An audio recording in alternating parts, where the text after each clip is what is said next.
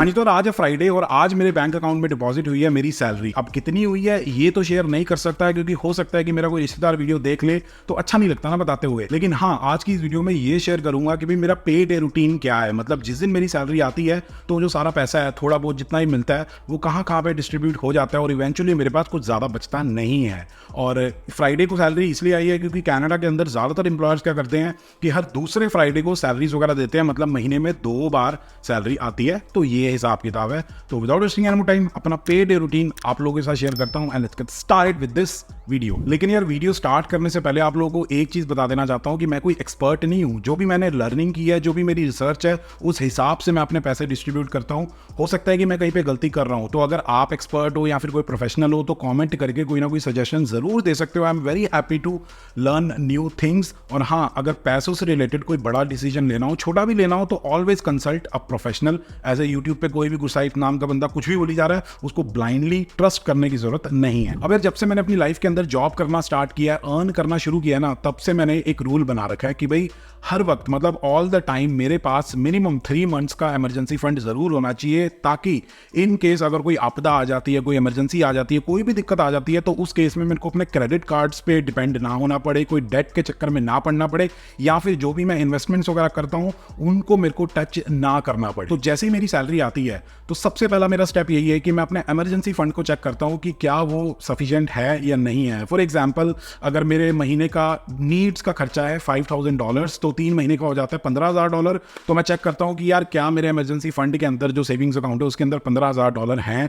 या नहीं है। अगर थोड़े से कम है तो उनको मैं टॉप अप कर देता हूं सबसे पहले, और अगर बहुत ज़्यादा कम है तो अपनी सैलरी का 15% के आसपास निकाल के अपने इमरजेंसी फंड में डाल देता हूं। तो 4, 5, 6 महीनों में वो 15,000 फिर से हो जाता है और उसके बाद उसका कुछ और यूज़ कर लेते हैं। तो ये सीन है कि मतलब इमरजेंसी फंड को मैं हमेशा मेंटेन करके रखता हूं। तो जैसे सैलरी आई तो सबसे पहला काम ये कर दिया। अब मेरा मानना ये है कि अगर फ्यूचर में आपको इन्फ्लेशन को बीट करना है तो आज आपको इन्वेस्टमेंट्स जरूर करनी पड़ेंगी, चाहे स्टॉक मार्केट में, रियल एस्टेट में, या फिर किसी भी चीज़ में, किसी ना किसी एसेट में आपको अपने पैसे इन्वेस्ट जरूर करने पड़ेंगे। तो जैसे ही मेरी सैलरी आती है तो मेरा दूसरा स्टेप यही होता है कि उसका मिनिमम 15% मैं निकाल के अपने TFSA, RRSP और नॉन रजिस्टर्ड अकाउंट में डाल देता हूं, और उनके अंदर मैं स्टॉक्स, ETFs और क्रिप्टो करेंसी परचेज करता हूं। तो ये हिसाब किताब है। और उस 15% को मैं किस तरीके से TFSA, RRSP और नॉन रजिस्टर्ड अकाउंट में डिस्ट्रीब्यूट करता हूं वो किसी और वीडियो में बात करेंगे। और कौन से प्लेटफॉर्म को मैं यूज करता हूं उसका जो रेफरल लिंक है वो मैं डिस्क्रिप्शन में डाल दूंगा। उसको क्लिक करके, उसको यूज करके अगर आप वो ऐप या फिर प्लेटफॉर्म को डाउनलोड करोगे तो उस केस में आपको भी कुछ फायदा होगा, मेरे को भी कुछ फायदा होगा। दोनों की जो 5 उंगलियां ना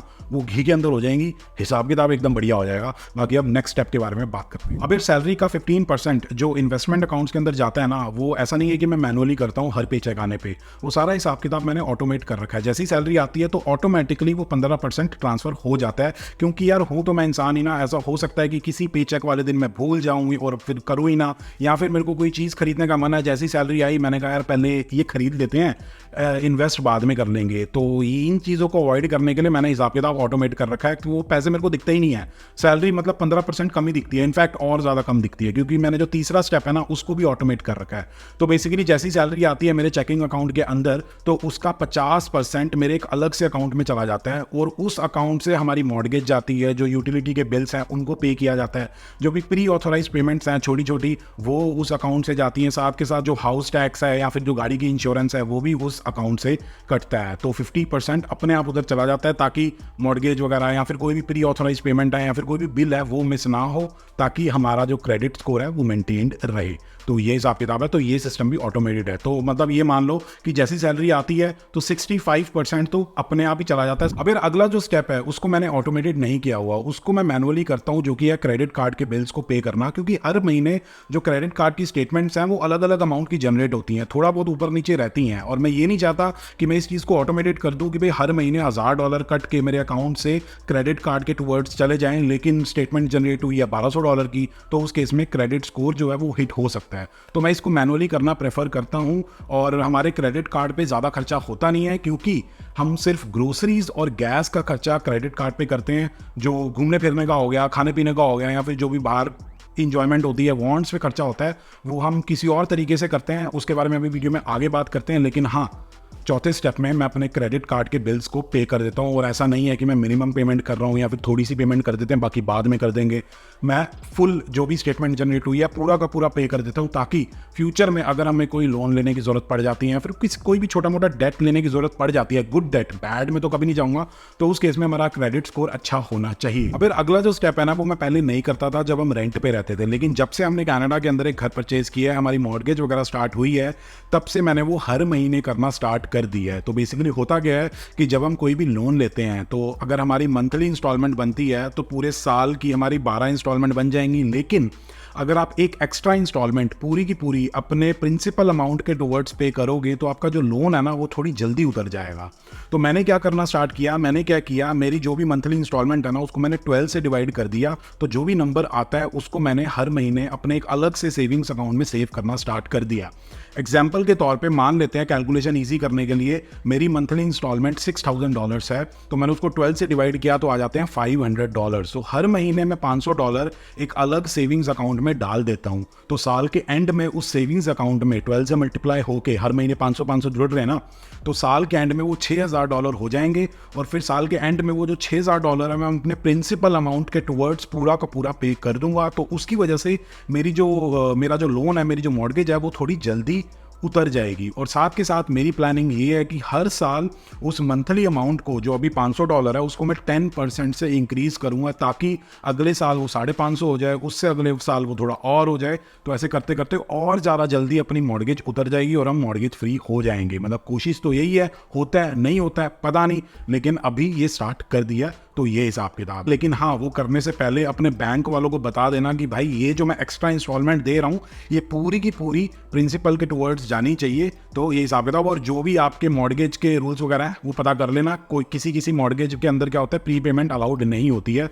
तो ये सारी चीजें आपको पता करना जरूरी होगा। तो ये हिसाब किताब। अगर एक ही लाइफ मिली है तो इंजॉयमेंट करना जरूरी है, घूमना फिरना और भी ज्यादा जरूरी है, और साथ के साथ अलग अलग प्रकार के पकवान ट्राई करना, खाना पीना उससे भी ज्यादा जरूरी है। और मेरे को देख के पता लगता है कि यार मैं खाने पीने का बहुत ज्यादा शौकीन हूँ कि भाई अलग अलग जितने मर्जी पकवान ट्राई कर लो, चाहे ब्रैम्पटन जाके या फिर किचनर में या फिर कहीं भी जाके।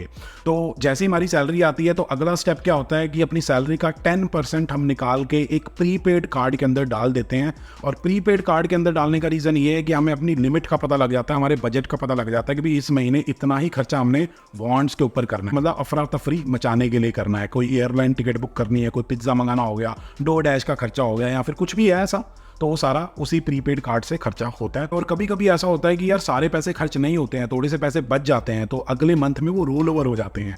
और कभी कभी ऐसा होता है कि सारे के सारे पैसे खत्म हो जाते हैं, अभी 10 दिन पड़े हुए हैं, तो ऐसा नहीं है कि मन मार लिया, कुछ खाने का मन है तो उसको क्रेडिट कार्ड से खर्च कर देते हैं। लेकिन हाँ, थोड़े से कंट्रोल्ड हिसाब किताब में रहते हैं, क्योंकि क्रेडिट कार्ड का तो ऐसा होता है भी जितनी लिमिट है आप उतना खर्चा करते रहो, पता ही नहीं लगेगा, क्योंकि कैश में तो थोड़ा सा दिल दुखता है ना, क्रेडिट कार्ड में तो यूं सब खर्चा हो जाता है, कुछ पता ही नहीं लगता। तो उसको हम कंट्रोल करने की कोशिश करते हैं। और प्रीपेड कार्ड में हमें थोड़ा सा इंटरेस्ट भी मिल जाता है और साथ के साथ कैशबैक वगैरह मिल जाता है डिसेंट सा, तो ज़्यादा कुछ दुख नहीं होता है कि भाई क्रेडिट कार्ड पे ज़्यादा कैशबैक मिले। और जितनी आपकी अच्छी सैलरी होगी वो 10% उतना बढ़ता रहेगा, तो इंजॉयमेंट और ज़्यादा बढ़ती रहेगी। अब फिर सारे काम कर लिए, इमरजेंसी फंड को भी मेंटेन कर लिया, इन्वेस्ट भी कर लिए पैसे, TFSA RRSP में मॉर्गेज चलेगी, यूटिलिटी बिल्स वगैरह पे कर दिए, क्रेडिट कार्ड के बिल्स वगैरह पे कर दिए, और प्री पेमेंट के लिए पैसे साइड कर लिए, और साथ के साथ सबसे ज़रूरी चीज़ इंजॉयमेंट करने के लिए, पिज्ज़ा खाने के लिए, अलग अलग तरीके के पकवान ट्राई करने के लिए भी हमने 10% पैसे साइड कर लिए। अब ये सब करने के बाद अगर इन केस थोड़े बहुत डॉलर्स बच जाते हैं, कभी कभी बचते हैं कभी कभी नहीं बचते हैं, तो उनको मैं क्या करता हूँ, एंड में वेल्थ सिंपल कैश के अंदर ट्रांसफर कर देता हूँ। क्योंकि कभी कभी होता है ना कि भी स्टॉक मार्केट गिर जाती है 5%, 3%, 4%, तब हमें होता है कि यार थोड़े से अगर पैसे होते ना तो ये स्टॉक खरीद लेता या फिर ये ETF खरीद लेता, क्योंकि फ्यूचर में तो ये इंक्रीज होगी, तो मेरे को अच्छा खासा प्रॉफिट हो जाता। तो वैसी सिचुएशन के लिए मैं वेल्थ सिंपल कैश के अंदर पैसे ट्रांसफर कर देता हूँ। वो सेविंग होगी या फिर फ्यूचर में पैसे इन्वेस्ट करने के लिए हो गया, जो भी हो गया, उसके अंदर थोड़ा बहुत इंटरेस्ट वगैरह भी मिल जाता है, तो मैं ये कर लेता हूँ। और यार ऐसा नहीं है कि यार ये सारा काम करने में मेरे को 4 से 5 घंटे लग जाते हैं, सिर्फ आधे पौने घंटे का काम होता है, चाहे दोपहर को कर लो चाहे शाम को कर लो, क्योंकि आधे से ज़्यादा काम तो ऑटोमेटेड है, अपने आप अलग अलग अकाउंट्स में पैसे ट्रांसफर हो जाते हैं। तो मेरे को ज़्यादा कुछ नहीं करना होता, बस क्रेडिट कार्ड के बिल्स को पे करना होता है, और साथ के साथ अपना वो कैश अकाउंट में कितना डालना है वो वगैरह चेक करना होता है, और इमरजेंसी फंड को देखना होता है कि वो कम तो नहीं हुआ। वैसे तो पता ही रहता है भाई क्या हिसाब किताब चल रहा है। और हाँ, एक चीज़ ये भी बताना चाहूँगा कि ऐसा नहीं है कि जो मैं कर रहा हूँ वो परफेक्ट है, जो मैं अपनी लाइफ के अंदर बजट बना के चल रहा हूँ, जो भी चीज़ें कर रहा हूँ वो परफेक्ट है, बाकी दुनिया पागल है, ऐसा नहीं है। मैं वैसा क्रिएटर नहीं हूँ, पर्सन टू पर्सन डिपेंड करता है, आप अपनी लाइफ में किस स्टेज के ऊपर हो उस पर डिपेंड करता है। और हो सकता है कि मैं कोई गलती कर रहा हूँ, अगर कर रहा हूँ तो प्लीज़ कमेंट करके सजेशन ज़रूर देना, definitely I would like to know about it. बाकी हाँ, TFSA, RRSP और FHSA भी अकाउंट होता है जिसके अंदर अब मैं पैसे नहीं डालता। अगर इन तीनों के बारे में आप जानना चाहते हो तो राइट वाली वीडियो चेकआउट करो, और फ्यूचर में अगर आप कनाडा के अंदर अपना घर खरीदने की प्लानिंग कर रहे हो तो लेफ्ट वाली वीडियो चेकआउट करो। बाकी अगर आप लोग वीडियो पसंद आई तो please like share and subscribe. As always stay healthy and keep hustling.